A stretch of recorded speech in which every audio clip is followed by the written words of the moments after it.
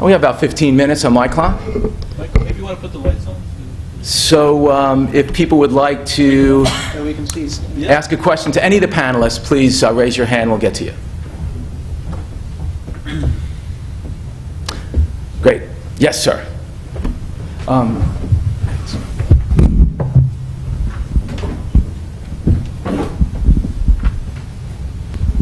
Thank you, great panel, and thank you for the presentation. My first question goes to George.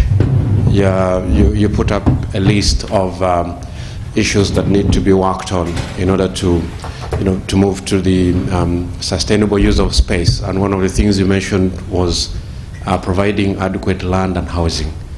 And we know that from the global South Africa, Sub-Saharan Africa, there's a lot that has been done and different approaches used. I would like to get your thoughts about the livelihoods-based approach to improving housing as compared to providing serviced land, even if it's at minimal level, as you mentioned it. And then my second question goes to Stephen. Good example of Sacramento and California, and I was trying to reflect on that based on our experiences in Africa and thinking through the pictures that earlier on were put on the slide by George of the slums in Africa. So my question is, what are your thoughts about the definition of space and order? I mean, you showed some pictures of Cairo and some move towards the suburbanization that is experienced in America, showing up in Cairo.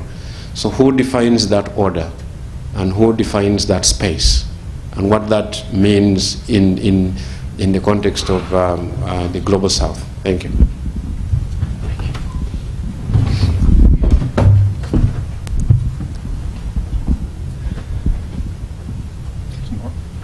Okay, let's get some more questions. Anyone else have? And then we'll take a whole round and then we'll...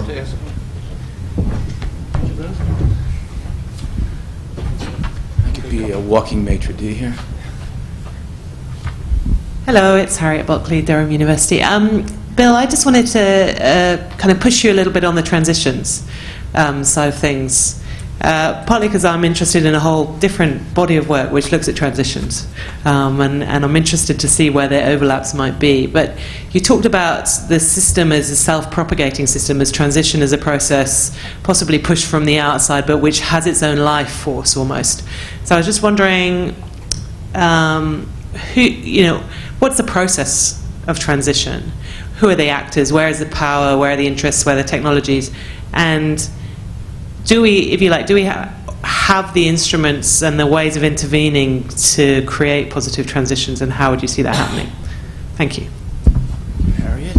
Okay, I have another one back here.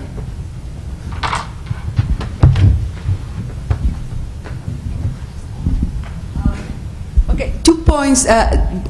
One is whether to point to other approaches to transition to face problems.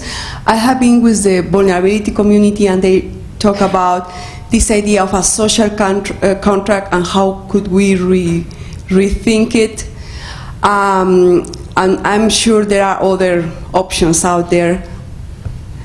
Of course, the idea of transitions is great. And the other is a point about the triggers of transitions.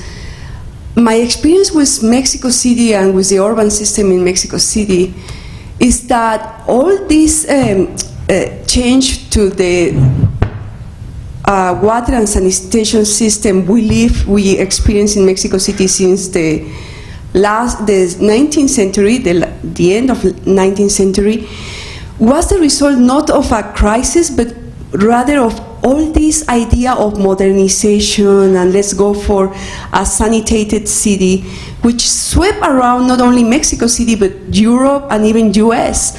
And I'm bringing that point to your consideration because I think that sometimes it is not only crisis, but it is rather, I don't know, like innovation, like this idea of change, which move people to change, and I think that the triggers can be crisis, but also can be, I don't know, I mean, let's go for a different world or let's modernize our society, which really swept around cities in the 19th century. Patricia, I have one more question, and then we'll maybe take an answer and then go around again. Thanks. I'm Christopher Doll from United Nations University. I'd like to know what the panel think that the biggest obstacle to sustainable development is that virtually every country adheres to an economic growth paradigm. Thanks. Thank you, Chris. Okay. Who'd like to go? Thank you.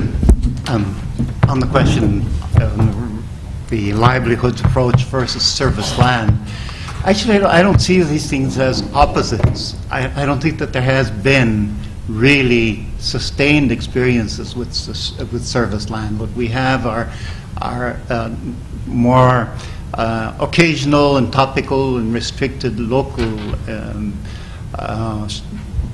experiences, which are limited by the time period that politicians have in power.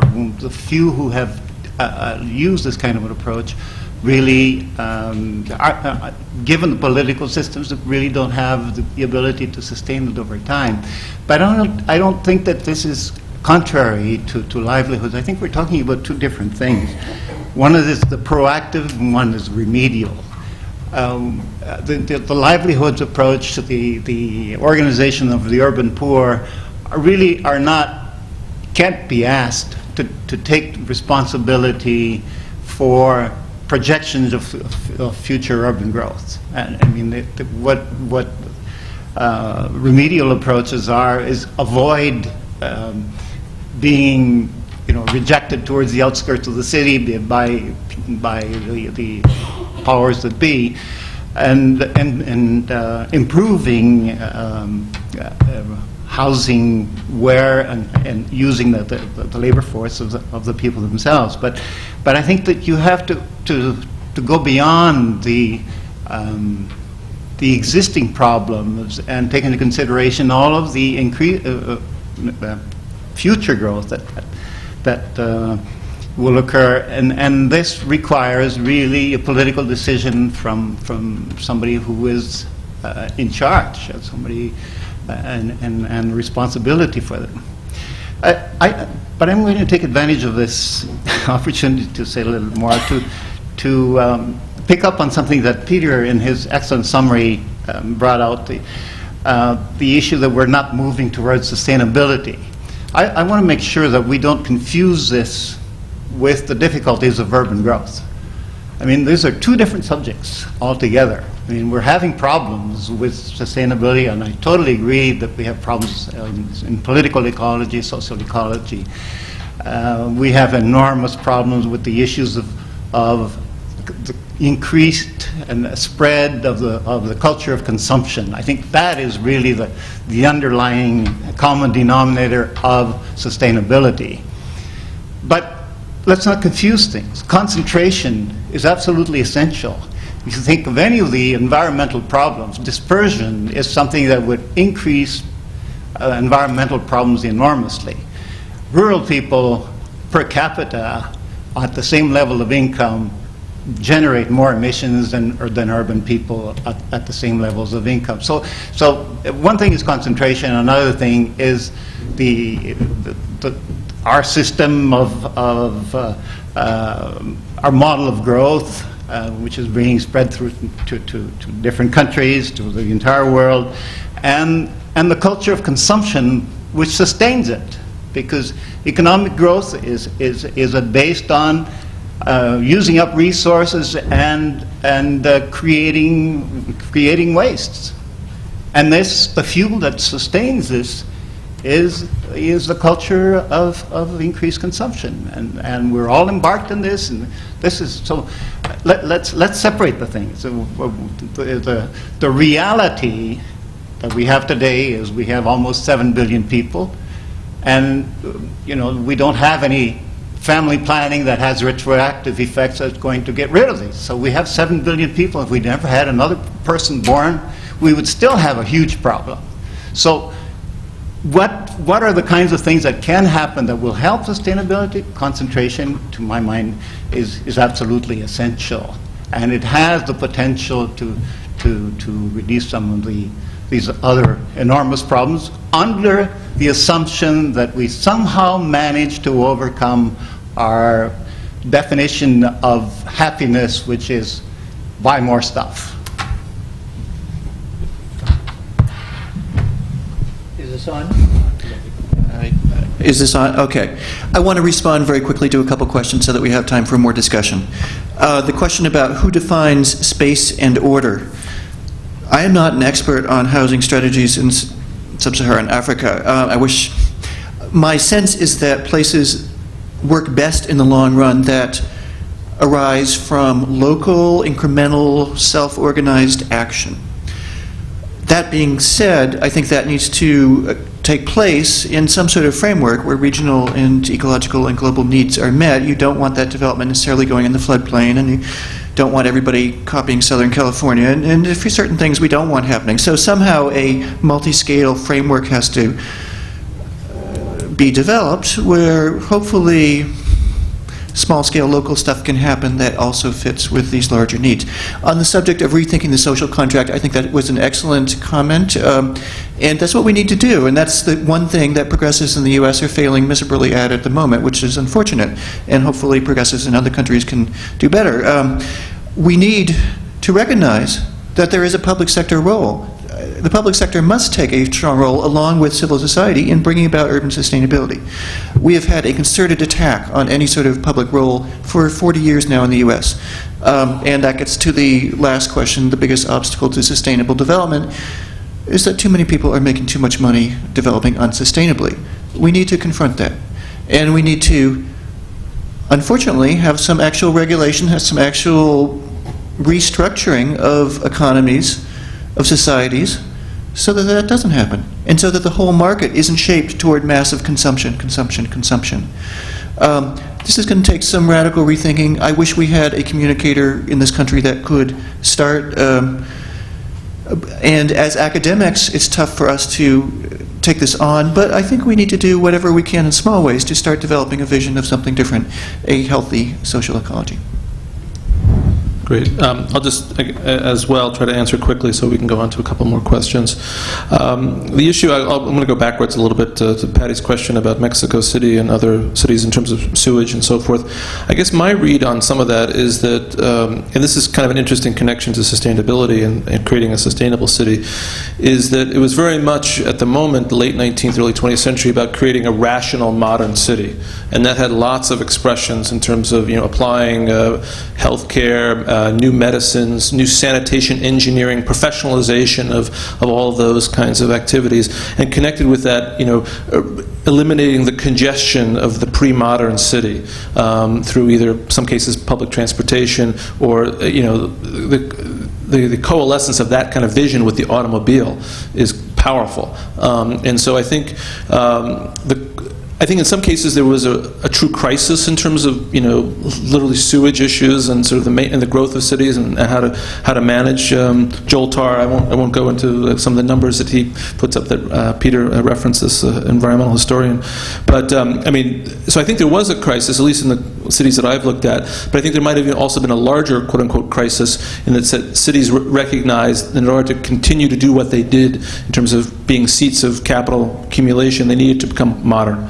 And there was that sort of process of creating a rational city, which changed cities and pushed a lot of the sewage redevelopment and sort of the sanitary city. If you're familiar with the book by I've forgotten his name at the moment, but really kind of exemplifies some of that. To Harriet's question about some of the transitions, it is sometimes external, but also really the most important element sometimes from the way I read it could also be these internal mechanisms, and it's just a small, you don't need a large external force, but maybe just a very small one to sort of cause a lot of change within the system and the internal mechanism. And your other question was just, spot on, as one could say. Where's the power in terms of creating positive interventions? That's really hard. And I'm going to give you a cop-out answer to some extent, because really the way I read the city and urbanization as a process, those possibilities are quite limited to little projects here and there. There's really not a coalescence to sort of create the energy to create the rational modern city, and all the problems that emerged from that has not yet coalesced to create a sustainable city. Maybe chunks of cities, pieces of cities, maybe even individual cities, that kind of identity. We could name a few cities that have that kind of quality. But for the most part, that sort of broad scale kind of agenda of creating a sustainable city is not there, and with that hasn't come that power. Okay, our time is up, and while we're really exercised and enthusiastic about this, we're torn between more questions and getting dinner. So, if there's one burning question, we'll take it.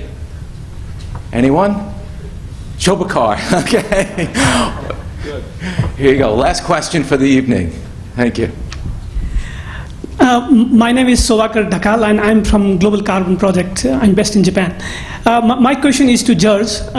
Basically, we see that when you try to see this trend in urbanization, what we see, we mostly refer to UN data. I think lots of numbers that you basically shown is mostly UN data. And out of the UN urban population, out of 228 countries, 83 countries use administrative boundary, basically administrative boundary criteria. 57 countries use population size as a as a criteria. 25 countries has no definition. In 3 countries, all population is urban. In 6 countries, there is no urban population. And there is all economic criteria, and there is a mixed definition for 48 countries. That means there is no common definition. That means when we draw all these large-scale kind of conclusions and the transition kind of knowledge that we generate, are those at what level our understanding is susceptible to the fact that there is no common definition? In Sweden, we have 200 people. Settlement with 200 people is called urban. If you go to other countries, settlement with 20,000 people is not urban. So how much our conclusions are susceptible to this fact? Thank you. That's excellent. I totally agree with the limitations. You provide a solution, I'll take it. But the thing is that at the macro level, there are some tendencies that you simply cannot ignore. Our population's growing, our urban population's growing, they're growing enormously. Our large cities growing, they're growing enormously. I think we can safely take the large parameters and run with it. But that there are problems with the definitions, you're absolutely correct, and you have a lot of more information than I do. Okay, well, thank you, George. And let's end it here. Thank you very much, both to our panelists. And tomorrow we come back here at 9 o'clock, okay, and we'll start the conversation again. Thank you very much, everyone.